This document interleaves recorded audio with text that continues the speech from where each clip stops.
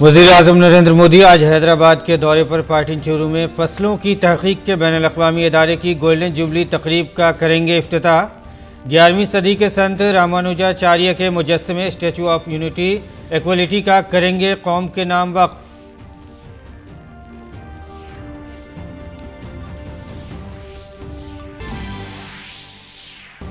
पांच रियासतों में असेंबली इंतखाबात के लिए मुहिम तेज। बीजेपी सदर जेपी नड्डा और पार्टी के सीनियर लीडर राजनाथ सिंह उत्तर प्रदेश में करेंगे तशहीर।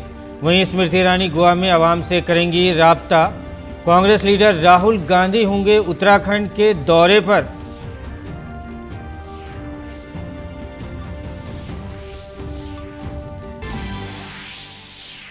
श्रीनगर के जखूरा इलाके में आज सुबह एक तसादुम में 2 दहशतगर्द हलाक। दहशतगर्दों का ताल्लुक लश्कर-ए-तैयबा से। तलाशी की कार्रवाई में मिले हथियार और गोला बारूद।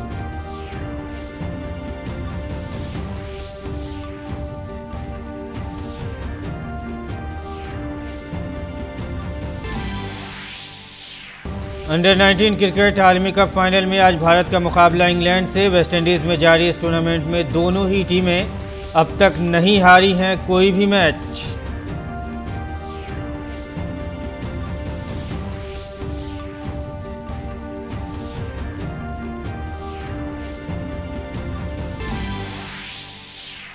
मुल्क भर में मनाया जा रहा है बसंत पंचमी का त्यौहार। इस दिन की जाती है इल्म की देवी सरस्वती की पूजा।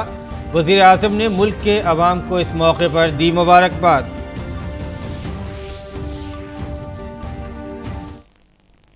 नाज़रीन आदाब, उर्दू खबरनामे में आपका खैर मकदम है। मैं हूं आपके साथ मसरूर फैज़ी और आइए अब खबरों पर तफसील के साथ नज़र डालते हैं।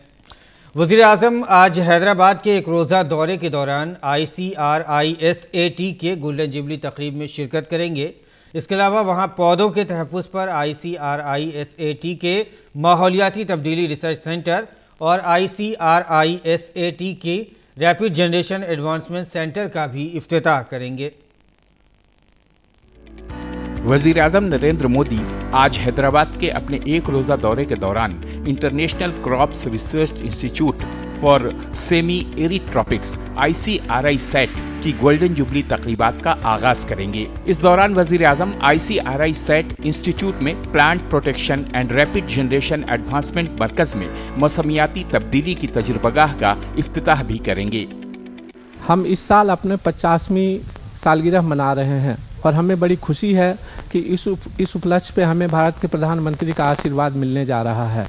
हमारे लिए और खुशी की बात है कि हमारी जो कल से जो शुरुआत हो रही है 50वें साल सेलिब्रेशन की, उसका उद्घाटन प्रधानमंत्री महोदय कर रहे हैं और इस समारोह को हम साल भर मनाएंगे।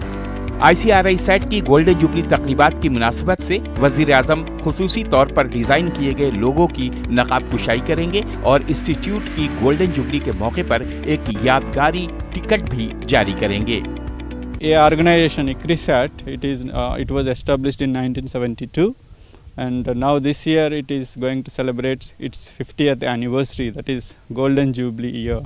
So माननीय प्रधानमंत्री जी कल इधर आ रहे हैं actually, so he will give a talk to inspire the scientific community here.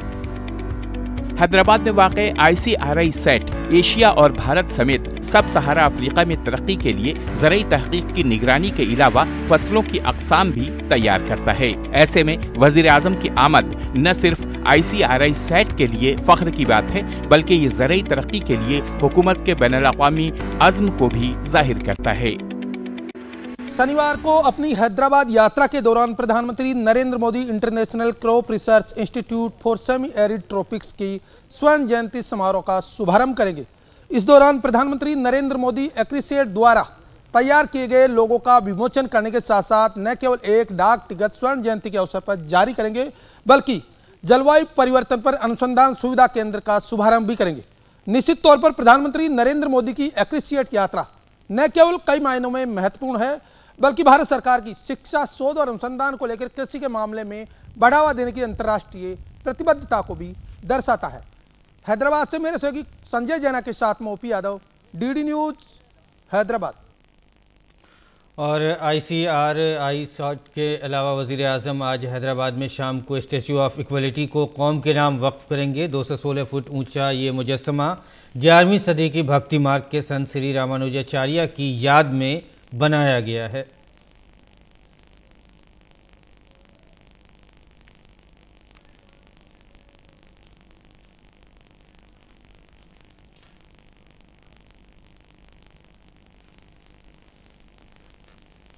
वज़ीर आज़म के हैदराबाद दौरे पर बात करते हैं। आइए अपने नामानिगार OP यादव से। वज़ीर आज़म हैदराबाद में ICRI सेट की गोल्डन जुबली तकरीब में शिरकत करेंगे, तो इस सिलसिले में हमारे साथ हमारे नुमाइंदे OP यादव जुड़े। OP, वज़ीर आज़म और ख़ास करके देखें सरकार का जो पूरा फोकस है किसानों की आमदनी को दोगुना करने के साथ साथ ख़ास करके खेती बाड़ी के लिए रिसर्च के अलग अलग सेक्टर्स में जाकर उसकी तहकीक को बढ़ावा देने पर रहा है।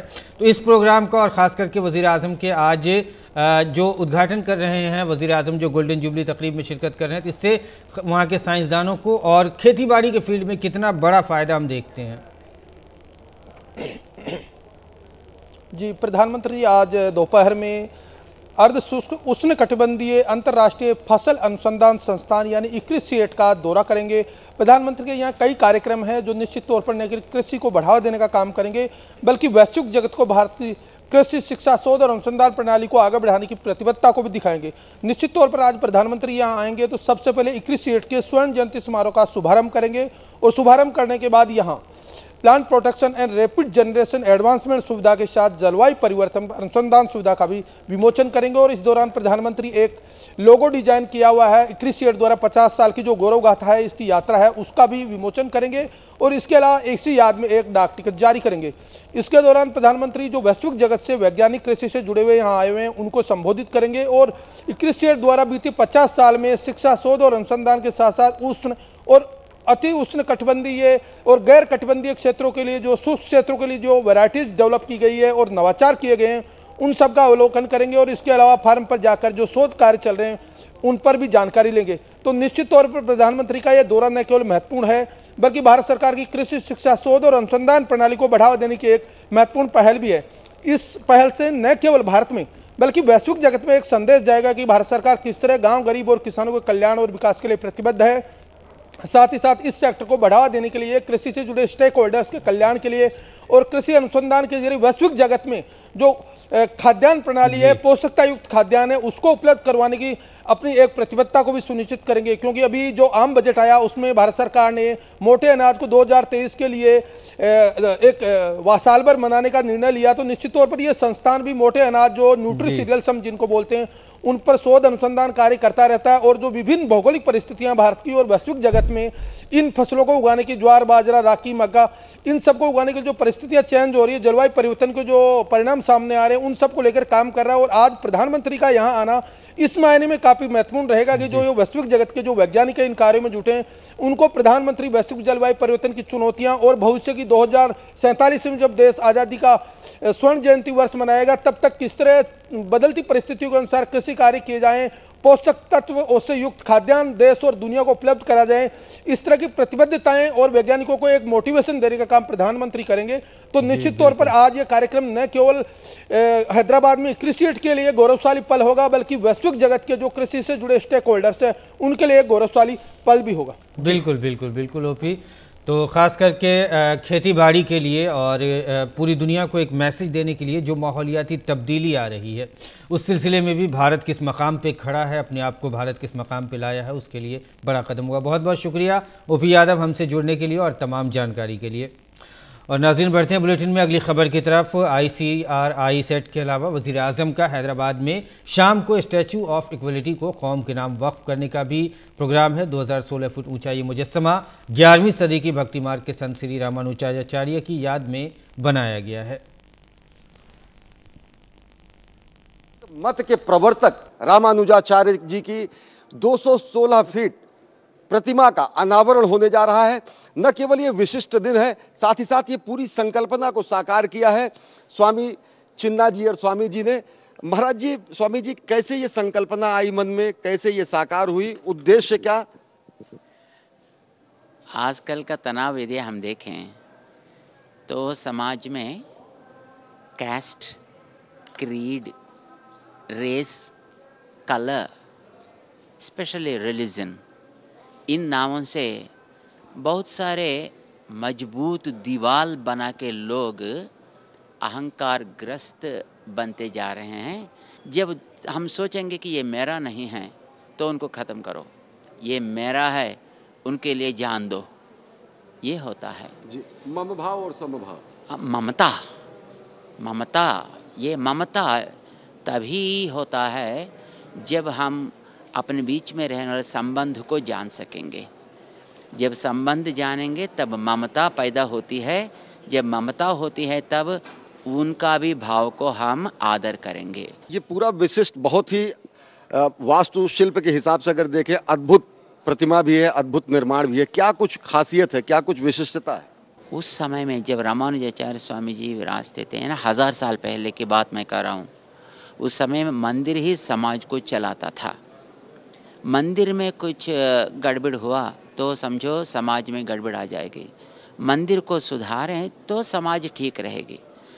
ये बात समझकर रामानुजाचार्य ने 1000 साल पहले समता की भावना जगाई लोगों में।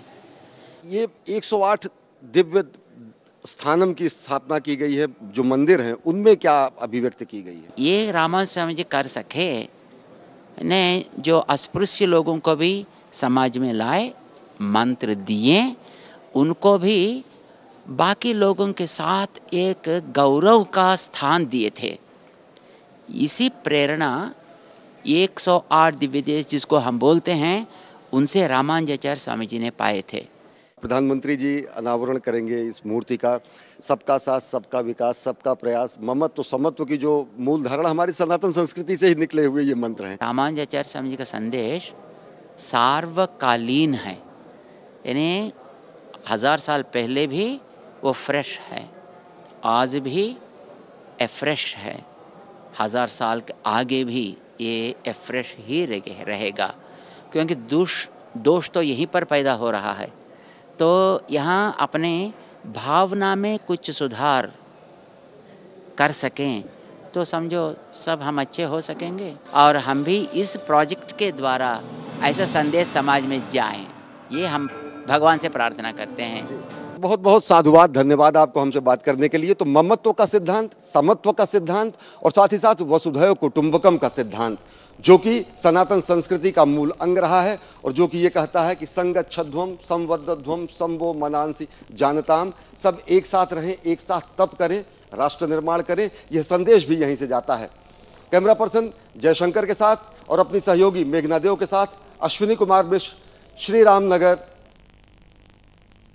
और अब बात करते हैं उत्तर प्रदेश में हो रहे असेंबली इंतखाबात के सिलसिले में। पहले मरहले के लिए तशहीरी मुहिम में सिर्फ चंद दिन ही रह गए हैं। इस मरहले में वोटिंग 10 फरवरी को होगी। बीजेपी सदर जेपी नड्डा आज हापुड़, मुरादाबाद और नोएडा में अवामी तकरीब से खिताब करेंगे। जेपी नड्डा आज दोपहर हापुड़ के बरहम देवी बालिका विद्यालय और मुरादाबाद के राही होटल ग्राउंड में जलसे आम से खिताब करेंगे। इन अवामी जलसों के बाद आज शाम 5 बजे के बाद वो अवामी राब्ता मुहिम के तहत नोएडा के सेक्टर 12 में वोटरों से बातचीत करेंगे। इसके बाद नोएडा में बीजेपी सदर का मुअस्सिर वोटर डायलॉग का भी प्रोग्राम है। बीजेपी रहनुमा और वज़ीर दिफा राजनाथ सिंह आज उत्तर प्रदेश के मथुरा असेंबली हलके के दीनदयाल धाम फरहा में अवामी जलसे को खिताब करेंगे। इसके बाद वज़ीर दिफा दोपहर में आगरा के खीरागढ़ असेंबली की मंडी समिति मैदान खीरागढ़ में अवामी जलसे को खिताब करेंगे। वज़ीर दिफा का आगरा के आगरा ग्रामीण विधानसभा के ग्राम धमोटा कंडोल में अवामी जलसे से खिताब का भी प्रोग्राम है। मरकज़ी वज़ीर और बीजेपी लीडर स्मृति ईरानी आज गोवा के विलियम असेंबली हल्के के रामनगरी में घर घर जाकर तशहीरी मुहिम में हिस्सा लेंगे। इसके बाद शाम में स्मृति ईरानी कनुकुलम में अवामी जलसे से खिताब करेंगे। इसके बाद उनका काकानाकोना में भी अवामी जलसे का प्रोग्राम है। कांग्रेस लीडर राहुल गांधी आज उत्तराखंड के कुमाऊं मंडल के उधम सिंह नगर और गढ़वाल मंडल के हरिद्वार ज़िले में इंतखाबी रैली से वर्चुअल अंदाज में खिताब करेंगे। राहुल गांधी उधम सिंह नगर के कच्चा मंडी में किसान सम्मान रैली और हरिद्वार में जवाहरलाल नेहरू युवा केंद्र में वर्चुअल रैली से खिताब करेंगे। ये प्रोग्राम रियासत के तमाम 70 असेंबली हलकों में वर्चुअल तौर पर दिखाए जाएंगे। इसके बाद शाम को राहुल गांधी हरिद्वार में गंगा आरती में हिस्सा लेंगे। श्रीनगर में दहशतगर्दों और सलामती दस्तों के दरमियान आज सुबह हुए तसादुम में 2 दहशतगर्द हलाक हुए हैं। हलाक दहशतगर्दों के पास से कुछ अशिया और 2 पिस्तौल बरामद हुए हैं। तसादुम में हलाक दहशतगर्दों का ताल्लुक दहशतगर्द तंजीम लश्कर तैयबा से बताया जा रहा है।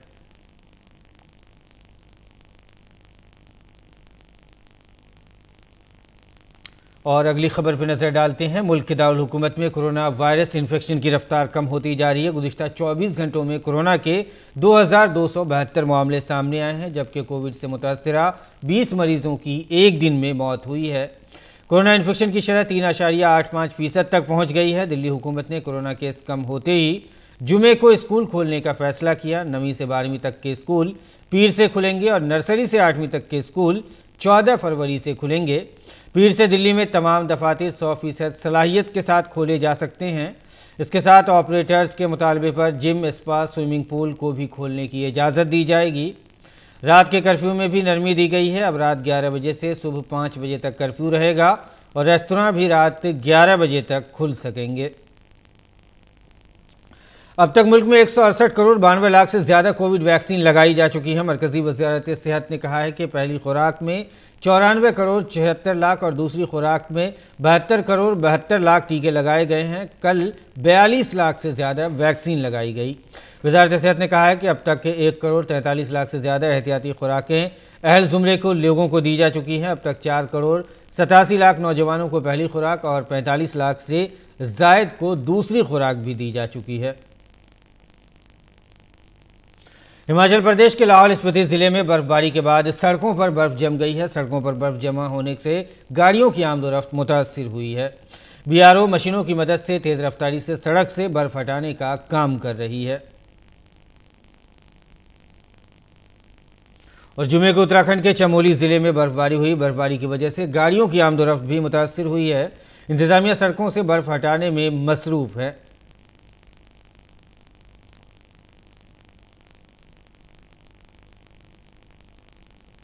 मुल्क भर में आज बसंत पंचमी का त्यौहार मनाया जा रहा है। इस दिन की इल्म की देवी माँ सरस्वती की खुसूसी पूजा की जाती है। इस मौके पर सदर जमहूरिया, नायब सदर जमहूरिया और वज़ीर आज़म ने हमवतनों को बसंत पंचमी की मुबारकबाद पेश की है।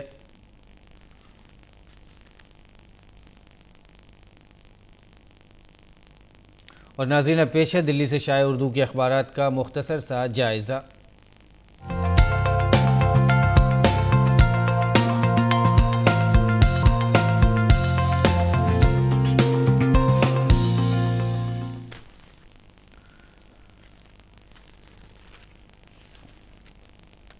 और अखबारात के जायज़े में नाज़रीन सबसे पहले नज़र डालते हैं रोज़नामा राष्ट्रीय सहारा की अहम सुर्खियों पर। पहली सुर्खी जो लगाई गई है, सोशल मीडिया को मज़ीद जवाबदेह बनाने की ज़रूरत है, सख्त जवाबित लाने के लिए तैयार। बुल्लीबाई जैसी वेबसाइट के ख़िलाफ़ कार्रवाई के सवाल पर अश्विनी वैष्णव का जवाब। मरकज़ी वज़ीर बराए इंफॉर्मेशन टेक्नोलॉजी अश्विनी वैष्णव ने राज्यसभा में कहा है कि सोशल मीडिया को और ज़्यादा जवाबदेह बनाने की ज़रूरत है।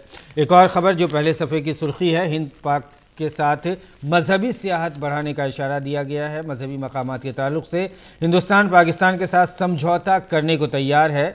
हिंदुस्तान के पाकिस्तान के करीब आने की आहट सुनाई देने लगी। वज़ारत ख़ारजा के तर्जुमान अरिंदम बागची ने कहा है कि हिंदुस्तान मजहबी मकामात के ताल्लुक से पाकिस्तान के साथ समझौता करने को तैयार है। आगे बढ़ते हैं। एक और अहम ख़बर जो दिगर सफ़े पर शाये की गई है, इसमें है कि अकबर इलाहाबादी की शायरी मौजूदा तनाजुर में पर एक सेमिनार का इनेकाद किया गया है, जिसमें कई अहम शोरा ने शिरकत की है। आगे बढ़ते हैं। रोज़नामा इनकलाब की अगर आलमी सफ़े की सुर्खी की बात करें तो यूक्रेन पर हमले की रूसी साजिश का सबूत मिल गया है। अखबार ने जगह दिया। अखबार ने लिखा है कि अमरीकी महकमा दिफा पेंटागन ने कहा है कि अमरीका के पास ऐसी खुफिया इत्तलात हैं जिससे पता चलता है कि रूस यूक्रेन पर हमला बहाना करके कर सकता है। एक और ख़बर पर नज़र डाल लेते हैं। खेल की सुर्खी लगाई है रोज़नामा इनकलाब ने। हिंदुस्तान और इंग्लैंड के दरमियान फ़ाइनल मुकाबला है। अंडर 19 वर्ल्ड कप जो हो रहा है वेस्ट इंडीज़ में, उसमें आज हिंदुस्तान और इंग्लैंड के दरमियान मुकाबला होगा। टीम इंडिया का लगातार चौथा फ़ाइनल होगा। इंग्लैंड ने 1998 के बाद से कभी भी टूर्नामेंट नहीं जीता है। दिलचस्प मुकाबले की उम्मीद दोनों टीमों के खिलाड़ी तैयार हैं। और आगे बढ़ते हैं अखबारात के जायज़े में। हिंदुस्तान एक्सप्रेस की अहम सुर्खियों पर नज़र डालते हैं। पहली सुर्खी है मोदी का पहले मतदान फिर जलपान का नारा। वज़ीर आज़म का उत्तर प्रदेश के राय दहिंदगान से खिताब। इस मौके पर वज़ीर आज़म ने कहा है कि पहले जो है राय दहिंदगान झूठ और अफवाहों की सियासत करने और सोशलिज्म के नाम पर जो अक़रबा परवरी को फ़रोग़ देने वाली जमात है उनसे होशियार रहने की भी वज़ीर आज़म ने अपील की है। एक और अहम खबर है, MSP पर कमेटी बनाने के लिए हुकूमत पुरज़्म है। वज़ीर ज़राअत नरेंद्र सिंह तोमर ने राज्यसभा में वक्फ़े सवालात के दौरान ये यकीन दहानी कराई है। उन्होंने कहा है कि हुकूमत MSP पर और किसानों को उनकी फसलों की कम अज़ कम इमदादी जो कीमत है देने के मामले पर कमेटी बनाने के लिए पुरज़्म है और जल्द ही कमेटी बनाई जाएगी। तो नाज़रीन, यह था दिल्ली से शाया उर्दू के अखबारात का मुख्तसर सा जायज़ा और आगे बढ़ते हैं, खेल की खबरों पर नज़र डाल लेते हैं। वेस्ट इंडीज़ में खेले जा रहे अंडर-19 क्रिकेट वर्ल्ड कप में भारतीय टीम आज फाइनल में इंग्लैंड के सामने होगी। इस वर्ल्ड कप में भारत और इंग्लैंड दोनों ही टीमें अब तक कोई मैच नहीं हारे हैं। ऐसे में फाइनल मैच में दोनों टीमों के दरमियान सख्त मुकाबला हो सकता है। भारत की अंडर-19 क्रिकेट टीम के कप्तान यश धवल की क़यादत में टीम तारीख रकम करने की राह पर गामज़न है। इंग्लैंड ने 24 साल पहले 1998 में ये खिताब अपने नाम किया था। भारतीय टीम ने क्वार्टर फाइनल में बांग्लादेश को और सेमीफाइनल में ऑस्ट्रेलिया को शिकस्त दी थी। इंग्लैंड की टीम भी इस वर्ल्ड कप में अब तक कोई मैच नहीं हारी है। इंग्लैंड ने सेमीफाइनल में अफगानिस्तान को शिकस्त दी थी। और आइए अब जान लेते हैं मुल्क के मौसम का मिजाज।